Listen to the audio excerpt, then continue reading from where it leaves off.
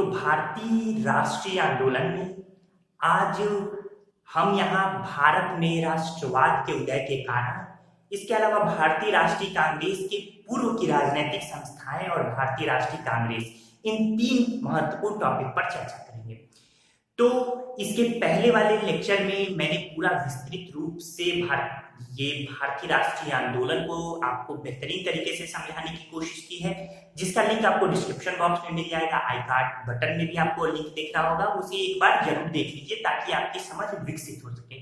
तो आइए अब हम यहाँ से अपने अगले पड़ाव की तरफ चलते हैं। आप यहाँ से नोट्स बनाना शुरू कर दीजिए। तो सबसे पहले भारतीय राष्ट्रीय आंदोलन की जो चेतना आई जगी, उसके पीछे क्या कारण है?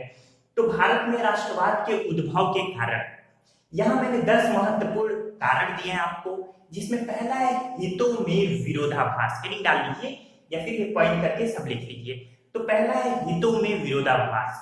ये क्या है कि देखिए, अंग्रेज जो है वो भारतीयों को काला और यूरोपियों को गोरा, तो गोरे और काले की भेद नीति के अनुसार यहाँ शासन चला रहे थे।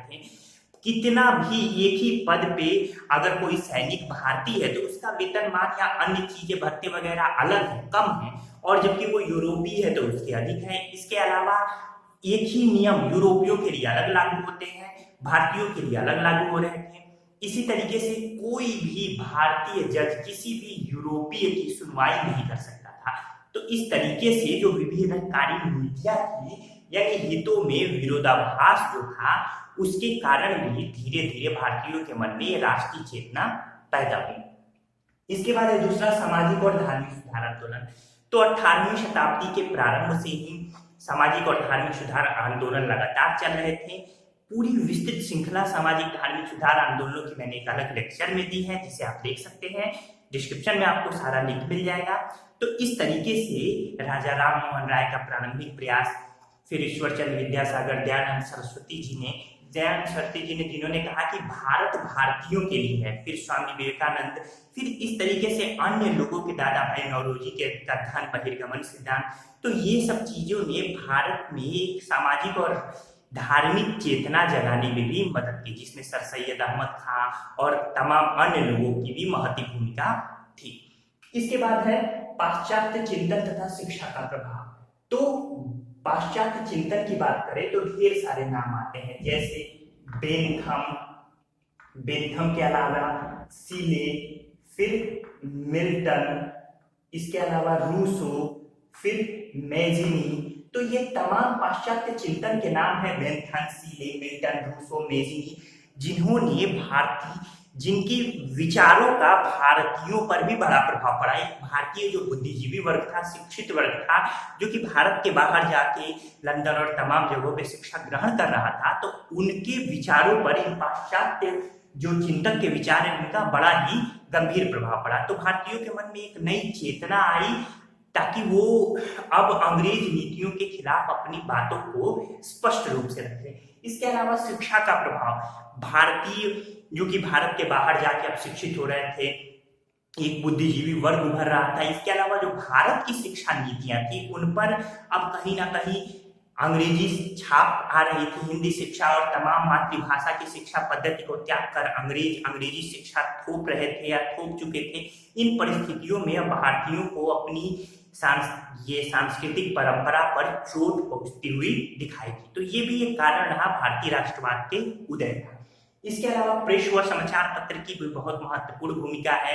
तो प्रेस व समाचार पत्र, प्रेस के आ जाने के बाद से पुर्तगालियों ने गोवा में पहली प्रेस स्थापित की थी। इसके बाद से विभिन्न समाचार पत्रों के माध्यम द्वारा भारतीय जन चेतना, जिनमें ये राजा राम मोहन राय जी का प्रयास, इसके अलावा अन्य लोगों का प्रयास, शुरुआती प्रयास भी महत्वपूर्ण है।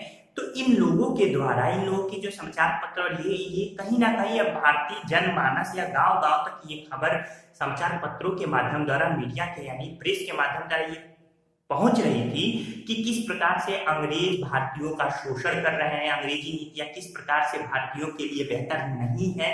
तो इसका भी प्रभाव पड़ा। इसके बाद है लिटन की प्रतिक्रियावादी नीतियां।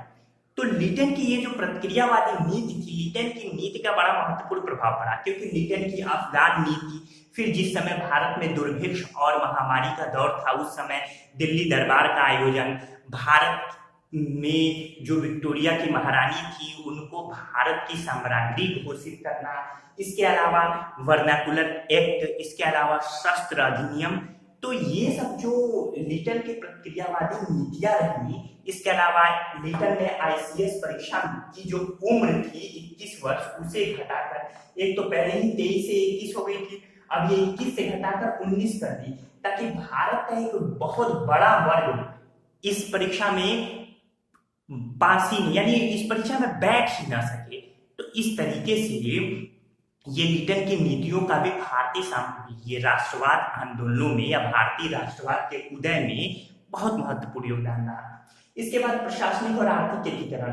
प्रारंभ में तो अंग्रेजों ने जो प्रशासनिक आर्थिक एकीकरण के लिए जो परिवहन और संचार सेवाओं का जो विकास किया, प्रारंभ में तो ऐसा लगा कि ये भारतीयों के लिए विकास हो रहा है, लेकिन कुछ ही समय में ये बात तय हो गई कि रेल का विकास, संचार का विकास या सड़कों का विकास ये अंग्रेज अपने हित के लिए कर रहे थे, ताकि सामान को, जो भी मिल फैक्ट्री वगैरह में सामान बन रहे थे, उनको आसानी से दूसरी जगह ले जाया जा सके। इसलिए ट्रेनों का विकास हुआ।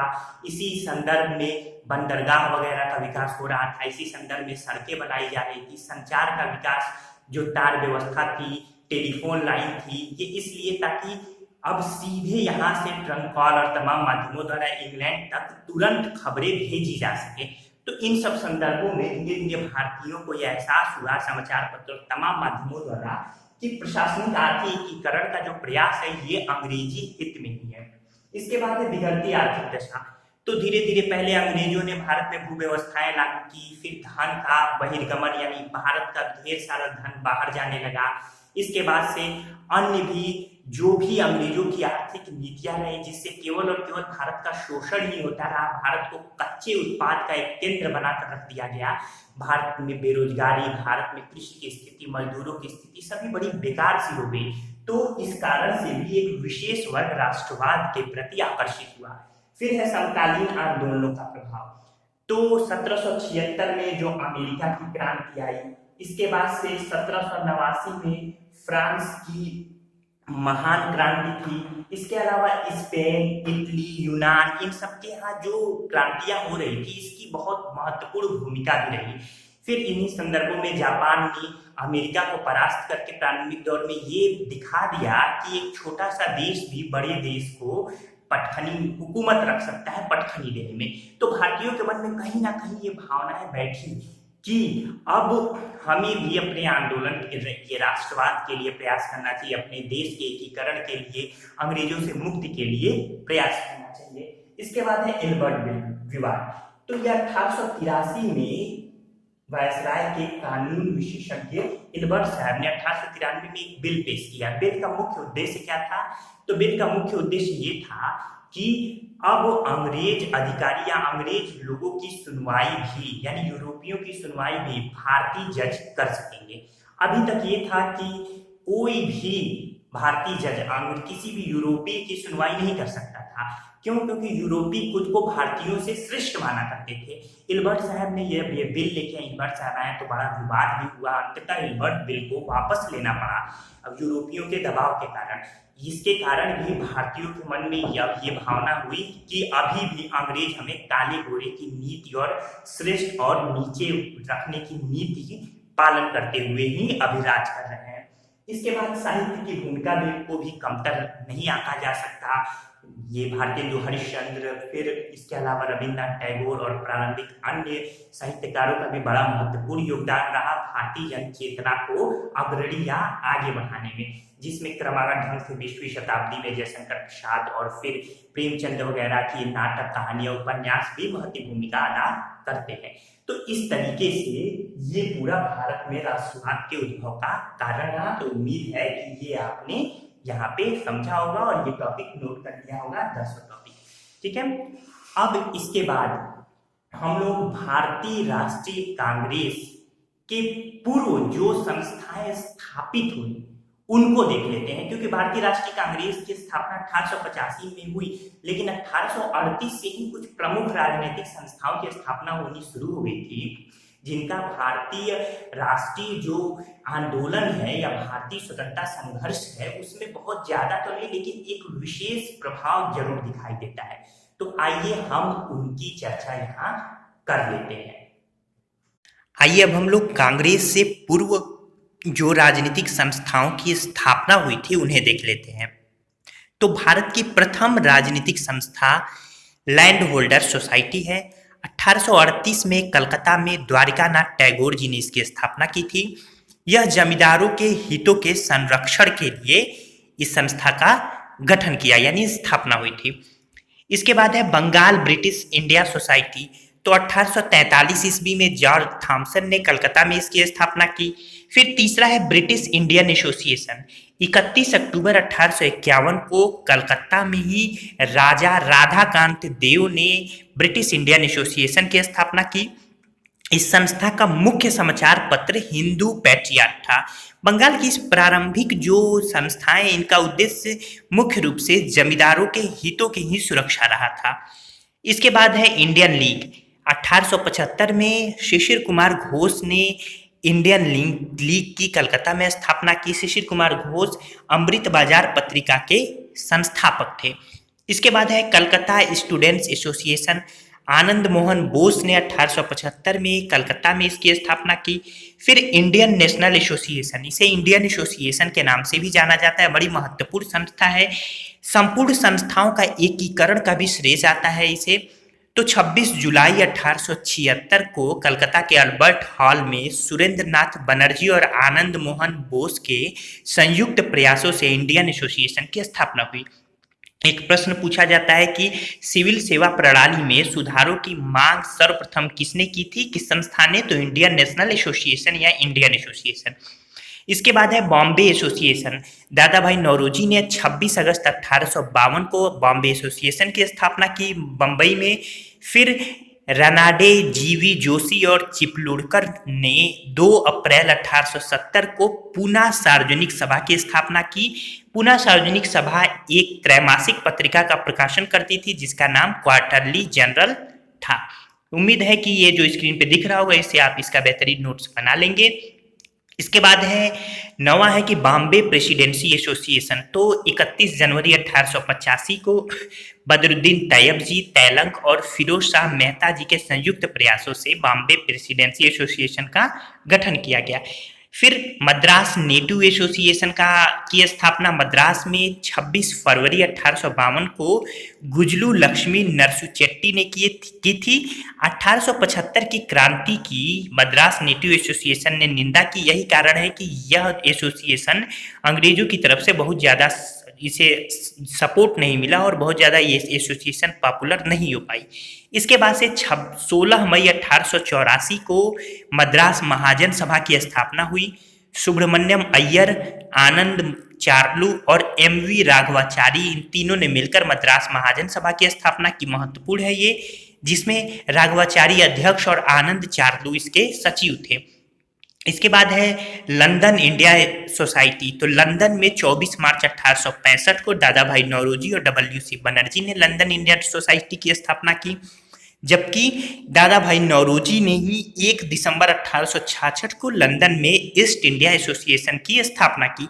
इसकी एक शाखा बाद में बम्बई में भी खोली गई। तो इस तरीके से ये जितने एसोसिएशन या जितनी राजनीतिक संस्थाएं जो कि कांग्रेस से पहले स्थापित हुई हैं उनका मैंने यहाँ चर्चा की। एक प्रश्न महत्वपूर्ण है कि एल्बर्ट विल के विरोध में और उससे उपजी अन्य गतिविधियों के विरोध में इंडियन एसोसिएशन के सेक्रेटरी आनंद मोहन बोस ने कलकत्ता में 29-30 दिसंबर 1883 को सभी राजनीतिक संगठनों के प्रतिनिधियों को एक सभा बुलाई। तो ये राजनीतिक एकीकरण का पहला प्रयास दिखाई देता है इंडियन एसोसिएशन के तरफ से। इसी के बाद 1885 में राजनीतिक एकीकरण होते हुए भारतीय राष्ट्रीय कांग्रेस की स्थापना की गई। तो अब हम भारतीय जो राष्ट्रीय कांग्रेस की स्थापना से पूर्व के जो भी संस्थाएं थी उनकी श्रृंखला आपने देख ली होगी, उसका नोट्स बना लीजिएगा, वो भी महत्वपूर्ण है, पूछे जाते हैं। आइए अब हम भारतीय राष्ट्रीय कांग्रेस यानी इंडियन नेशनल कांग्रेस की बात करते हैं। तो तमाम विचारधाराएं आई। पहले लेक्चर में मैंने इस भारतीय राष्ट्रीय कांग्रेस की विचारधाराओं के संदर्भ में तमाम बातें कही हैं, उसे आप जरूर देख लीजिए, कुछ कॉन्सेप्ट क्लियर होगा। यहाँ मैं थोड़ी और भूमिका यहाँ बता देता हूँ आपको, ताकि आपकी परीक्षाओं के लिए जो बड़े महत्वपूर्ण है। तो 28 दिसंबर 1885 को एलन ऑक्टेवियन ह्यूम यानी ईओ ह्यूम साहेब ने भारतीय राष्ट्रीय कांग्रेस की स्थापना की थी। तमाम विचार हैं, किसी ने इसे डफरिन की मानसिक उपज बताया, किसी ने इसे और बताया। डफरिन जो तत्कालीन समय में भारत का वायसराय था। इन परिस्थितियों में एक बात तो तय है, जो कि गोपाल कृष्ण गोखले जी ने भी इसमें कहा था, कि तत्कालीन समय में भारतीय परिस्थिति ऐसी नहीं थी कि कोई भी भारतीय इस तरह की संस्था खड़ा कर सकता था। तो अगर अंग्रेज अपने हित के लिए भारतीय राष्ट्रीय कांग्रेस को बना रहे थे, तो कहीं ना कहीं भारतीय बुद्धिजीवी वर्ग ने भी अपने हित के लिए इसका उपयोग किया। तो इस तरीके से एक मील का पत्थर साबित होता है भारतीय राष्ट्रीय कांग्रेस भारत के स्वतंत्रता संघर्ष की आजादी में। तो इस तरीके से भारतीय राष्ट्रीय कांग्रेस की स्थापना मुंबई के ग्वालियर कैंट स्थित गोकुलदास तेजपाल संस्कृत विद्यालय में हुई थी। प्रथम अध्यक्ष इसके WC बनर्जी यानी व्योमेश चंद्र बनर्जी थे। प्रारंभिक जो पहले अधिवेशन में सदस्यों की संख्या थी वो 72 थी, जिसमें सबसे ज्यादा मुंबई प्रेसिडेंसी से सदस्य थे, उसके बाद मद्रास से थे। इसके बाद जो भारतीय राष्ट्रीय कांग्रेस का प्रारंभिक नाम था इंडियन नेशनल कांग्रेस का, इंडियन नेशनल यूनियन था। इंडियन नेशनल यूनियन इसका प्रारंभिक नाम था, जिसे दादा भाई नौरोजी के सुझाव से इंडियन नेशनल कांग्रेस में तब्दील किया गया। इसके बाद से तिलक जी ने इंडियन नेशनल कांग्रेस पर प्रार्थना, लिख लीजिएगा, तिलक ने यानी बाल गंगाधर तिलक ने भारतीय राष्ट्रीय कांग्रेस पर प्रार्थना, याचना और विरोध की राजनीति करने का आरोप लगाया था। तो इस तरीके से भारतीय राष्ट्रीय कांग्रेस संबंधित ये बड़े महत्वपूर्ण पॉइंट रहे। आइए अब हम इंडियन नेशनल कांग्रेस से संबंधित विभिन्न वक्तव्यों की चर्चा कर ले। बहुत सारे लोगों ने बहुत सारे वक्तव्य दिए हैं जो कि महत्वपूर्ण है, तो आप इसे नोट डाउन कर लीजिए। यहाँ मैं उनकी चर्चा कर देता हूँ, ये मैं मिटा दे रहा हूँ ताकि आप यहाँ से ये सारी बातें क्या करें, लिख सकें। तो उम्मीद है कि आपने ये लिख लिया होगा, ठीक है। तो आइए अब इंडियन नेशनल कांग्रेस से संबंधित विभिन्न वक्तव्यों की चर्चा कर लेते हैं। तो यहाँ पे डफरिन ने कहा था कि यह जनता के उस अल्पसंख्यक वर्ग का प्रतिनिधि करता है जिनकी संख्या शून्य है। पहला स्टेटमेंट कि आप ऐसे लिख सकते हैं, डबल इन्वर्टेड कॉमा में स्टेटमेंट लिख के नीचे लिख लीजिए जो मैं बोलूं डफरिन, कि यह जनता के उस अल्पसंख्यक वर्ग का प्रतिनिधित्व करता है जिनकी संख्या शून्य है। तो ये हो गया किसका स्टेटमेंट, डफरिन का। इसके बाद दूसरा स्टेटमेंट है, कांग्रेस वास्तव में डफरिन की देन है, WC बनर्जी। क्या कांग्रेस वास्तव में डफरिन की देन है, WC बनर्जी यानी व्योमेश चंद्र बनर्जी ने कहा। तीसरा स्टेटमेंट लिख लीजिए, डफरिन के दिमाग की उपज। तो कांग्रेस को डफरिन के दिमाग की उपज किसने कहा, लाला लाजपत राय जी। हो गया। फिर कांग्रेस को याचना संस्था किसने कहा है, याचना संस्था, तो विपिन चंद्र पाल। लिख लीजिए, याचना संस्था विपिन चंद्र पाल। इसके बाद से कांग्रेस से संबंधित कि कांग्रेस को गंदी चीज या फिर देशद्रोही संगठन, गंदी चीज तथा देशद्रोही संगठन कांग्रेस को किसने कहा, तो ये करजन ने कहा। शुरुआती समय में 1885 में अंग्रेजों ने साथ तो दिया, लेकिन 1887 के अधिवेशन में अब अंग्रेजों को यह लग गया कि कहीं ना कहीं कांग्रेस अंग्रेजी हित के खिलाफ ही जा रहा है। इसलिए 1887 से कांग्रेस ने अंग्रेजों ने कांग्रेस का विरोध करना प्रारंभ कर दिया था।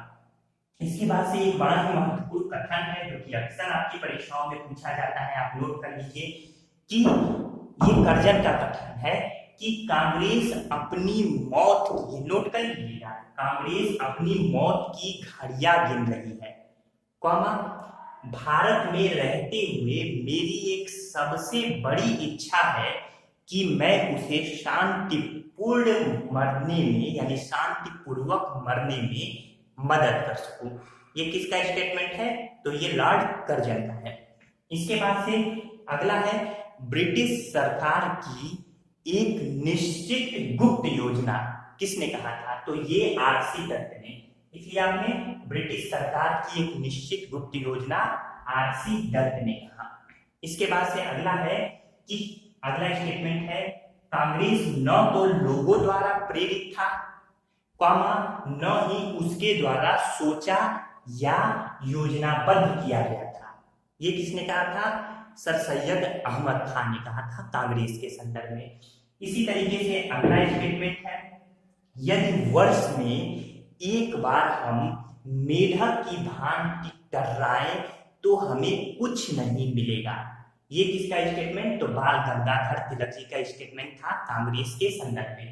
इसके अलावा बिपिन चंद्र पाल ने कांग्रेस की नीतियों को भिखमंगी नीति की संज्ञा दी थी। ये भी नोट कर लीजिए कि बिपिन चंद्र पाल ने कांग्रेस की नीतियों को भिखमंगी नीति की संज्ञा दी। तो इस तरीके से ये महत्वपूर्ण स्टेटमेंट रहे, जिनमें आप एक और स्टेटमेंट जोड़ लीजिए, कांग्रेस के लोग पदों के भूखे हैं। ये किसने कहा था? तो बंकिम चंद्र चटर्जी ने कहा था। तो इस तरीके से जितने भी महत्वपूर्ण कांग्रेस से संबंधित स्टेटमेंट हो सकते थे वो मैंने आपको बताया। एक और आपको छूट रहा है कि 3 दिनों का तमाशा, कांग्रेस को 3 दिनों का तमाशा किसने कहा था? तो कांग्रेस को 3 दिनों का तमाशा अश्विनी कुमार दत्त ने कहा था। जिसने? अश्विनी कुमार दत्त। तो उम्मीद है कि ये जितने भी महत्वपूर्ण स्टेटमेंट है वो आपने यहाँ नोट कर लिए होंगे। लाला लाजपत राय जी ने एक स्टेटमेंट दिया था कि कांग्रेस शिक्षित भारतीयों का एक वार्षिक राष्ट्रीय मेला है। तो शिक्षित भारतीयों का एक वार्षिक राष्ट्रीय मेला, ये किसने कहा था कांग्रेस के संदर्भ में? लाला लाजपत राय जी ने। तो इस तरीके से आईएनसी से संबंधित जितने भी विभिन्न वक्तव्य थे महत्वपूर्ण जो आपकी परीक्षाओं में पूछे जा सकते थे वो मैंने बताया, आप नोट्स बना लीजिए। अब अगला देख लेते हैं कि आईएनसी के प्रारंभिक अधिवेशन, हेडिंग डाल लीजिए इंडियन नेशनल कांग्रेस के अधिवेशन। इसके पहले मैं बता दूं कि इंडियन नेशनल कांग्रेस के जो कांग्रेस का सबसे अधिक बार अधिवेशन हुआ था वो कलकत्ता में हुआ था 9 बार, उसके बाद चेन्नई में 7 बार, जबकि मुंबई में 5 बार ये अधिवेशन हुआ था। तो इंडियन नेशनल कांग्रेस के जो अधिवेशन है जिसमें सबसे पहला 1885 में ये अधिवेशन हुआ था, WC बनर्जी इसके अध्यक्ष थे और ये बंबई में हुआ। नोट करते जाइए 1885 बंबई, WC बनर्जी अध्यक्ष। यहाँ आप अधिवेशन लिख सकते हैं अपने नोट्स में, ये महत्वपूर्ण जो है वो मैं बता रहा हूँ यहाँ पे। यहाँ आप अध्यक्ष लिख सकते हैं और ये लिख सकते हैं स्थान, यानी कहाँ यह अधिवेशन हुआ। फिर 1886 का दादा भाई नौरोजी जी के अध्यक्षता में कलकत्ता में यह अधिवेशन हुआ था, याद रखिएगा। इसके बाद से 1887 में बदरुद्दीन तैयब जी की अध्यक्षता में मद्रास में अधिवेशन हुआ था। महत्वपूर्ण क्वेश्चन कि कांग्रेस के प्रथम मुस्लिम अध्यक्ष कौन थे? तो बदरुद्दीन तैयब जी। इसके बाद 1888 में जॉर्ज यूले, ये भी महत्वपूर्ण है कि कांग्रेस का पहला अंग्रेज अध्यक्ष कांग्रेस के, या फिर कांग्रेस के पहले यूरोपीय अध्यक्ष जॉर्ज यूले, ये मद्रास में इलाहाबाद में ये अधिवेशन हुआ था। ध्यान रखिए कि बनर्जी साहब ने जो अपना वक्तव्य दिया, भाषण दिया, ये भाषण बंगाली में दिया था। फिर बनर्जी साहब ने मराठी में दिया था। फिर नौरोजी साहब ने ये कलकत्ता में जो हुआ ये बंगाली में। फिर तैयब जी ने तमिल में अपना भाषण दिया था। पहली बार हिंदी में भाषण इसी में जॉर्ज यूले साहब की अध्यक्षता में जो हुआ, तो पहली बार इलाहाबाद में हिंदी में भाषण हुआ था। इसके बाद से अब महत्वपूर्ण और भी चीजें हैं। 1896 में रहमतुल्ला साइनी इनकी अध्यक्षता में ये हुआ था, कलकत्ता में यह अधिवेशन हुआ था।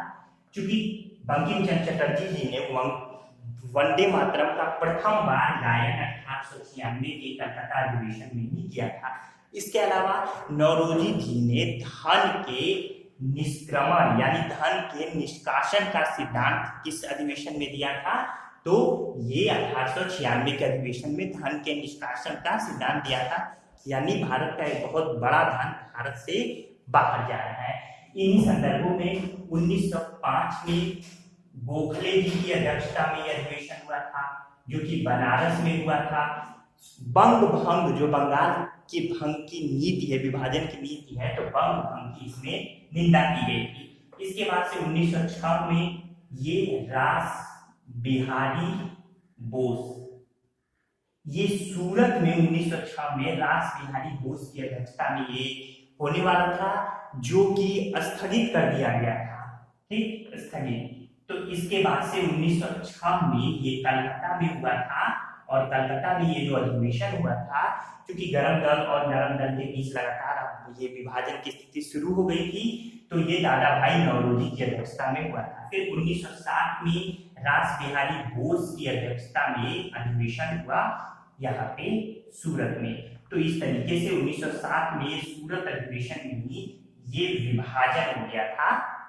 ध्यान रखिएगा, तो सूरत अधिवेशन में ही किसका विभाजन हुआ था? सूरत अधिवेशन में कांग्रेस का विभाजन नरम दल और गरम दल में हो गया। इसके बाद से 1916 में आरसी मजूमदार शायद लखनऊ अधिवेशन के अध्यक्ष बनाए गए थे, जिसमें पुनः नरम दल गरम दल का ये मिलन हुआ था, और इसके अलावा मुस्लिम लीग के साथ एक समझौता भी हुआ था।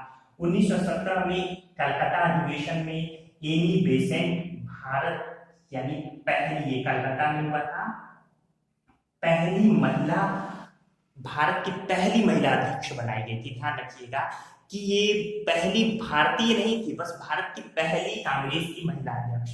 इसके अलावा 1921 में ये हकीम अजमल खां के नेतृत्व में कार्यकारी थे, क्योंकि सिया दास जी उस समय जेल में थे, इसलिए हकीम अजमल खां ने इसका नेतृत्व किया था। गांधी जी ने 1924 के एकमात्र अधिवेशन बेलगाम अधिवेशन का नेतृत्व किया था, जो कि बेलगाम कहाँ है? कर्नाटक में है। और भारत की पहली भारतीय महिला अध्यक्ष कौन थी? तो ये सरोजिनी नायडू जी थी, पहली, जो कि कानपुर में ये अधिवेशन हुआ था। याद रखिएगा, अगर पूछा जाए कि कांग्रेस की प्रथम महिला अध्यक्ष एनी बेसेंट, कांग्रेस की प्रथम भारतीय महिला अध्यक्ष सरोजिनी नायडू। इस तरीके से 1929 में नेहरू, पंडित जवाहरलाल नेहरू जी अध्यक्ष थे। ये लाहौर में हुआ था, और इसमें पूर्ण स्वराज का प्रस्ताव रखा गया था। तो ये नोट आपने कर लिया होगा। इस तरीके से जो महत्वपूर्ण है मैं बता रहा हूँ। 1931 में सरदार वल्लभ भाई पटेल जी कराची अधिवेशन के अध्यक्ष बने थे, जिसमें पहली बार मौलिक अधिकारों का प्रस्ताव रखा गया था। इसी तरीके से 1934 में डॉक्टर राजेंद्र प्रसाद जी बंबई अधिवेशन के अध्यक्ष थे, जिसमें समाजवादी दल का गठन किया गया था। 1936 में ये नेहरू, पंडित जवाहरलाल नेहरू जी की अध्यक्षता में अधिवेशन हुआ था, लखनऊ में अधिवेशन हुआ था। इसमें अध्यक्ष जी यानी नेहरू जी ने पहली बार कांग्रेस को समाजवाद को अपना लक्ष्य घोषित करने को कहा था। इसी तरीके से 1937 में फिर पंडित जवाहरलाल नेहरू जी की अध्यक्षता में फैजपुर, जो कि महाराष्ट्र में एक अधिवेशन हुआ था। प्रश्न पूछा जाता है, भारत में गांव में होने वाला पहला अधिवेशन कांग्रेस का कौन सा था? तो फैजपुर अधिवेशन। फिर 1938 में सुभाष चंद्र बोस की अध्यक्षता में गुजरात के हरिपुरा में एक अधिवेशन हुआ था। फिर इस 1939 में फिर सुभाष चंद्र बोस जी की अध्यक्षता में ये अधिवेशन त्रिपुरी में हुआ था। त्रिपुरी का जो अधिवेशन था, त्रिपुरी यानी ये जबलपुर में है, मध्य प्रदेश, जबलपुर। तो मध्य प्रदेश में त्रिपुरी अधिवेशन हुआ था। इसमें एक विवाद भी रहा कि कांग्रेस ने पहली बार इसमें अध्यक्ष पद के लिए मतदान कराया था, तो गांधी जी के प्रतिनिधि के रूप में पट्टाभी सीतारामैया थे, लेकिन पट्टाभी सीतारामैया जी की पराजय हुई और सुभाष चंद्र बोस जी की विजय हुई थी। तो सुभाष चंद्र बोस जी को त्रिपुरी का अध्यक्ष बनाया गया, लेकिन बाद में सुभाष चंद्र बोस जी ने अपने पद से त्यागपत्र दे दिया और फिर राजेंद्र प्रसाद जी को इसका अध्यक्ष बनाया गया था। इन संदर्भों में 1940 से लेकर 1940 के बाद लगभग 1946 तक ये जो अध्यक्ष रहे, क्योंकि इसके बीच में गतिविधियां ऐसी रही कि और कोई अध्यक्ष नहीं बन पाए, तो अबुल कलाम आजाद थे। अबुल कलाम आजाद, ये महत्वपूर्ण है। तो 1946 तक अबुल कलाम आजाद। 1946 के बाद यानी 1946 में, तो ये याद रखिए 6 साल तक थे, फिर 41, 42, 43, 44, 45, फिर 45, फिर 1946 में जीवी कृपलानी साहब अध्यक्ष बनाए गए थे मेरठ अधिवेशन के। ध्यान रखिए, भारत की आजादी के समय भारत के अध्यक्ष जो थे, जब भारत आजाद हुआ था तो ये कृपलानी साहब ही थे। तो इस तरीके से 1911 में एक अधिवेशन हुआ था जिसमें टैगोर जी ने पहली बार जनगण मन कर ये गाया था। तो इस तरीके से जितनी भी महत्वपूर्ण बातें थी वो मैंने यहाँ बता दी। आपके लिए एक बात जानना जरूरी है कि कांग्रेस के 5 विशेष अधिवेशन भी हुए थे, इसे भी नोट कर लीजिए, विशेष अधिवेशन, जिसमें 1918, 1920, 1923, फिर 1946 और 1947। तो ये विशेष अधिवेशन में थे। 1918, 1920 के विशेष अधिवेशन की अध्यक्षता लाला लाजपत राय ने की थी। फिर 1918 के हसन इमाम साहब ने की थी। 1923 के अधिवेशन की अध्यक्षता अबुल कलाम आजाद साहब ने की थी। एक महत्वपूर्ण पॉइंट है कि सबसे युवा कांग्रेस के अध्यक्ष तो अबुल कलाम आजाद जी थे, जो कि दिल्ली में अधिवेशन हुआ था। इसके बाद 1946 की नेहरू जी ने, पंडित नेहरू जी ने, ये भी दिल्ली में हुआ। और 1947 के विशेष अधिवेशन की अध्यक्षता डॉक्टर राजेंद्र प्रसाद जी ने की थी, ये भी दिल्ली में अधिवेशन हुआ था। जबकि 1920 का अधिवेशन कलकत्ता में और हसन इमाम जी का ये अधिवेशन 1918 का बंबई में। तो ये 5 विशेष अधिवेशन भी हुए थे। इस तरीके से जो सर्वाधिक अधिवेशन हुआ मैंने बताया कलकत्ता में। इसके बाद आपके स्क्रीन पे एक मैप जाएगा, ये शो करेगा, जिसमें आप सभी अधिवेशन को भारत के मैप पर देख सकते हैं। तो कलकत्ता अधिवेशन संभवतः 9 नहीं, ये 10 बार हुआ था। आपकी स्क्रीन पर वो पूरा दिख रहा होगा। तो इस तरीके से उम्मीद है कि आपको हमारा ये लेक्चर पसंद आया होगा। तो ठीक है दोस्तों, वो पूरा अधिवेशन का जो स्क्रीन पे आपके है ये नोट्स बना लीजिए इसके बाद। और उम्मीद है कि आप अगर हमारा लेक्चर पसंद आए तो हमारे वीडियो को शेयर भी करेंगे, सब चैनल सब्सक्राइब करेंगे और वीडियो को लाइक जरूर करेंगे। ठीक है, आप भारतीय राष्ट्रीय आंदोलन के अगले लेक्चर का इंतजार कीजिए। धन्यवाद दोस्तों।